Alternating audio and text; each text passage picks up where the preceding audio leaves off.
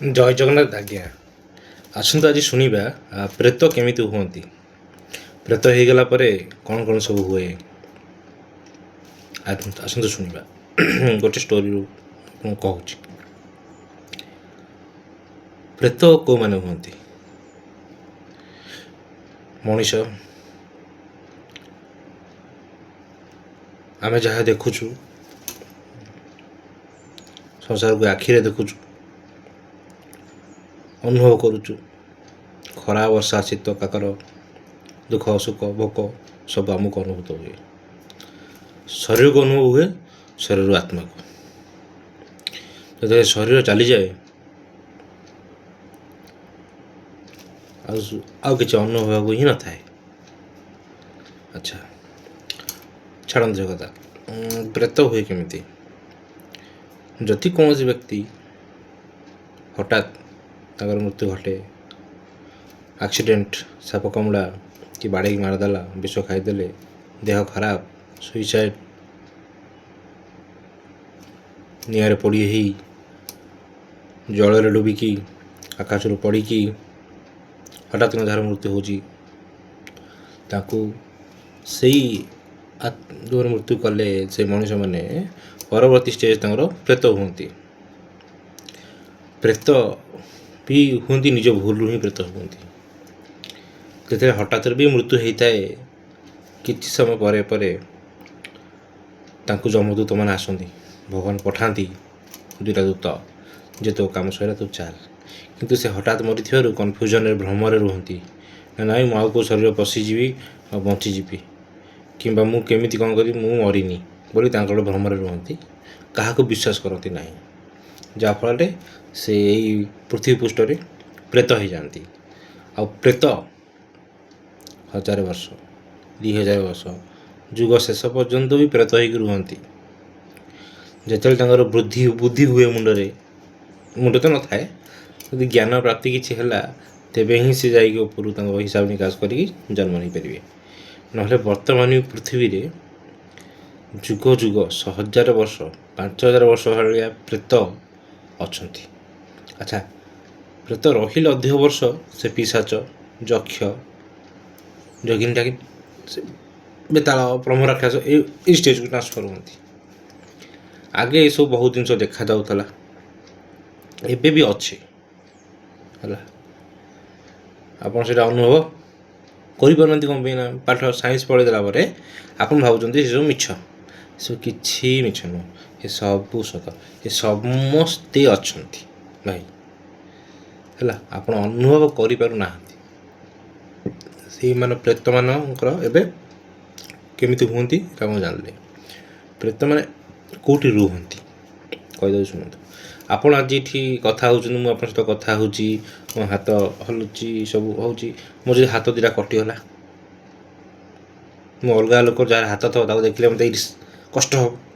ମୋ ଆଖି ପଳେଇଲା, ମୁଁ ଅନ୍ଧ ହେଇଗଲି, ମୁଁ ମୂକ ହେଇଗଲି, ଯିଏ କହୁଥିବ, ଯିଏ ଦେଖୁଥିବ, ତାକୁ ମୁଁ ଶୁଣିଲି କି ଦେଖିଲି, କ'ଣ କଲି, ମୋତେ କଷ୍ଟ ହେବ। ମୁଁ ଚାହିଁବି ସେ ଲୋକଠୁ ଦୂରେଇ ରହିବାକୁ।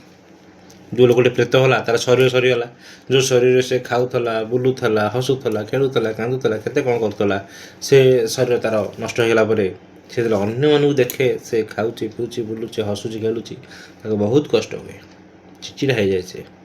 ଯାହାଫଳରେ ସେ ଭଙ୍ଗା ଘର, ଯେଉଁ ନିର୍ଜନ ସ୍ଥାନ, ଯେଉଁ କୁହନ୍ତି ଜଙ୍ଗଲରେ ନିର୍ଜନ ସ୍ଥାନରେ, ଗନ୍ଧ ହେଉଥିବା ସ୍ଥାନରେ ରୁହନ୍ତି। କ'ଣ ପାଇଁ? ଏଇଥିପାଇଁ ଯେ ସେ କୌଣସି ପ୍ରକାର ମଣିଷକୁ ପାଖକୁ ଆସିବାକୁ ଦିଅନ୍ତିନି। ଆଇଲେ ସେ ତାଙ୍କୁ ଦେଖିଲେ ତାଙ୍କୁ କଷ୍ଟଟା ହୁଏ।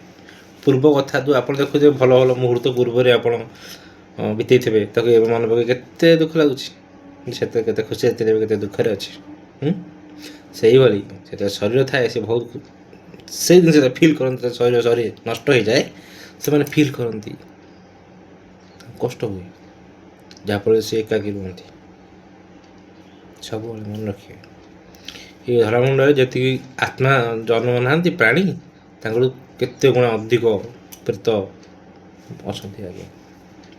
ପ୍ରେତ କାହାର କ୍ଷତି କରନ୍ତିନି ଆଜ୍ଞା, ତାଙ୍କୁ ସବୁବେଳେ ଅଧିକ ଭୋକ, ଅଧିକ ଶୋଷ ହେଉଥାଏ। ଏବଂ ସିଏ ଧୀରେ ଧୀରେ ଯେତେବେଳେ ତାଙ୍କର ପ୍ରଥମେ ମଲା ପରେ ଘର କଥା ବହୁତ ମନେ ଥାଏ। ଧୀରେ ଧୀରେ ଘର କଥା ଘର ଲୋକଙ୍କ କଥା ସେ ଭୁଲି ଯାଆନ୍ତି, ଏତେ ଆଉ ମନେ ରୁହେନି। କିନ୍ତୁ ତାଙ୍କର ଭୋକ ଶୋଷ ତ ରହିଥାଏ। ସେ ଅବଶ୍ୟ କିଛି ଖାଇପାରନ୍ତିନି, କିନ୍ତୁ ଗନ୍ଧ ବାରନ୍ତି।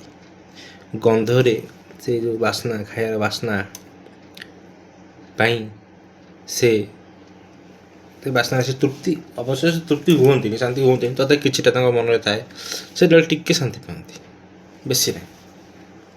ସେଇଥିପାଇଁ ତ ଶ୍ରାଦ୍ଧବାଦ ହେଇଥାଏ।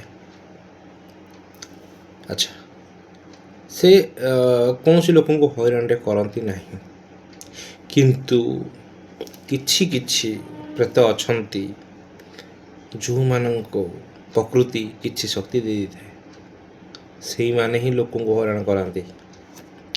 ଭୁବନେଶ୍ୱରରେ ଯେତେ ବି ଆକ୍ସିଡେଣ୍ଟ ହେଇ ଲୋକ ମରୁଛନ୍ତି, ଆପଣ ଭାବୁଛନ୍ତି ଅନ୍ୟମନସ୍କରେ ମରିଯାଉଛନ୍ତି? ଯିଏ ଆକ୍ସିଡେଣ୍ଟ ହେଇକି ବଞ୍ଚିଛି ତାଙ୍କୁ ଟିକେ ପଚାରିବେ, ସେ କହିବେ। ଆଗରେ କିଏ କଳା ଛାଇ ଠିଆ ହେଇଗଲା କିମ୍ବା ପଛରେ କିଏ କଳା ଛାଇ ଆସିଗଲା, ତାଙ୍କର ଏଇଭଳି କିଛି ଆପଣଙ୍କୁ ଉତ୍ତର ଆସିବ।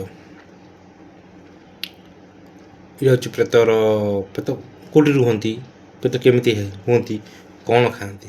ଆଚ୍ଛା, ପ୍ରେତ ମୁକ୍ତି କେମିତି ହେବେ?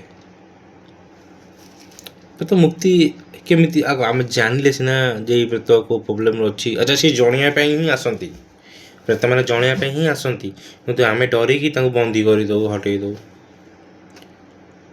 ପ୍ରେତ ଆସିକି କାନ୍ଦନ୍ତି କ'ଣ ପାଇଁ? କାଧରେ ଲାଗିକି, କାଧରେ କ'ଣ ହେଇକି ସେ କାନ୍ଦନ୍ତି, ତାଙ୍କ ଇଚ୍ଛାଟା ଜଣାନ୍ତି। କିନ୍ତୁ ଆମେ ମଣିଷ ଡରିକି ଆଉ ପ୍ରେତ କଥା ବୁଝୁନୁ, ନ ବୁଝିକି ତାକୁ ଘଉଡ଼େଇ ଦେଉ, ସେ ମୁକ୍ତି ହିଁ ପାଆନ୍ତିନି। ଅଲଗା ଶରୀର ସେ ନେଇପାରନ୍ତିନି, ହେଲା। ତ ଦୟାକରି ଆପଣମାନେ ଯେପର୍ଯ୍ୟନ୍ତ ବଞ୍ଚିଛନ୍ତି ଅନ୍ୟାୟ କିଛି କରନ୍ତୁ ନାହିଁ, ଶାନ୍ତିରେ ରୁହନ୍ତୁ। ଯଦି ଆପଣ ଦୁଃଖରେ ଅଛନ୍ତି କିମ୍ବା ବର୍ତ୍ତମାନ କାହାକୁ ହଇରାଣ କରୁଛନ୍ତି କିମ୍ବା ପ୍ରୋବ୍ଲେମ୍ କ୍ରିଏଟ୍ କରୁଛନ୍ତି କିମ୍ବା ଆପଣ ବହୁତ ଦୁଃଖରେ ରହୁଛନ୍ତି, ଟେନସନ୍ରେ ରହୁଛନ୍ତି, ମଲା ପରେ ବି ଆପଣ ସେଇ ଜିନିଷଟା ରହିବ, ଅନୁଭବ କରିବେ। ଆପଣ ଭାବୁଛନ୍ତି ମରିଗଲା ପରେ କିଛି ନାହିଁ, ମୁଁ ଶୋଇବି। ନାଇଁ ନାଇଁ ନାଇଁ, ମଲା ପରେ ଆଉ ଗୋଟେ ଦୁନିଆ ଆରମ୍ଭ, ସେଟା ବହୁତ କଷ୍ଟଦାୟକ। ଆପଣ ବୁଝେଇ ଦେଉଛି। ଗୋଟେ ଭିକାରୀ ମରିଗଲା, ଗୋଟେ ଫିଲ୍ମ ହିରୋ ମରିଗଲା, କାହାକୁ ଅଧିକା କଷ୍ଟ ହେବ ଜାଣିଛନ୍ତି? ଶୁଣନ୍ତୁ, ଭିକାରୀ ଭିକ ମାଗୁଥିଲା, ଅଳ୍ପ ପଇସା ଖାଉଥିଲା ପିଉଥିଲା ଶୋଉଥିଲା, ନା ଭଲ ଡ୍ରେସ୍ ପିନ୍ଧୁଥିଲା, ନା ଭଲ ହୋଟେଲ ଯାଉଥିଲା, ନା ଭଲ ଫୋନ୍ ଧରୁଥିଲା, ନା ଭଲ ଖାଉଥିଲା, ନା ତାକୁ ଭଲ କଥା କହୁଥିଲା, ନା ସେ ଭଲ ଶୁଣୁଥିଲା। ସେ ତା ଭିତରେ ଚୁପଚାପ ହେଇ ଚାଲିଥିଲା।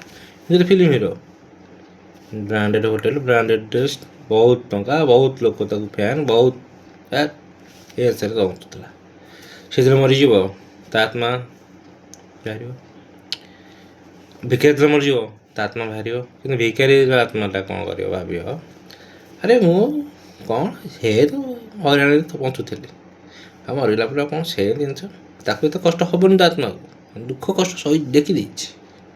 ଫିଲ୍ମ ହିରୋ ଦୁଃଖ କଷ୍ଟ ଦେଖିନି, ଏସ୍ କରିଛି, ଅଧିକ ସୁଖ ଭୋଗିଛି।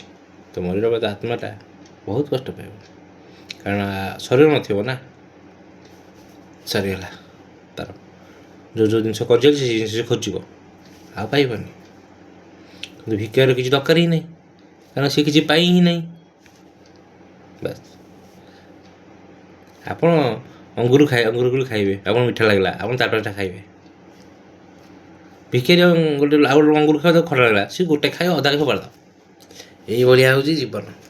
ଯଦି ଅଧିକା ଖୁସି ଏନ୍ଜୟମେଣ୍ଟ ଆପଣ କରିଦେଇଛନ୍ତି, ଆଉ ଭଲରେ ମାନେ ଠିକ୍ ଠାକୁର ମାନେ ଠିକ୍ ନ୍ୟାୟ ଧର୍ମ କରୁଛନ୍ତି, ତ କିଛି ହେବନି। ଅନ୍ୟ ମାନେ ୟାର ସବୁ ପଇସା କମେଇ, କଳାଧନ କମେଇ ଏମିତି କ'ଣ କରିଛନ୍ତି, କିଲା ଆପଣ ନେବେ, ଅପେକ୍ଷା କରିବେ। କଥାଟି ମନେ ରଖନ୍ତୁ। ଯଦି ଏଇଭଳି କିଛି କାହାଣୀ ଶୁଣିବାକୁ ଚାହୁଁଛନ୍ତି, ମୋ ଚ୍ୟାନେଲକୁ ସବସ୍କ୍ରାଇବ୍ କରନ୍ତୁ। ମୋ ଚ୍ୟାନେଲ ନାଁ ହେଉଛି ଭୂତ କଥା।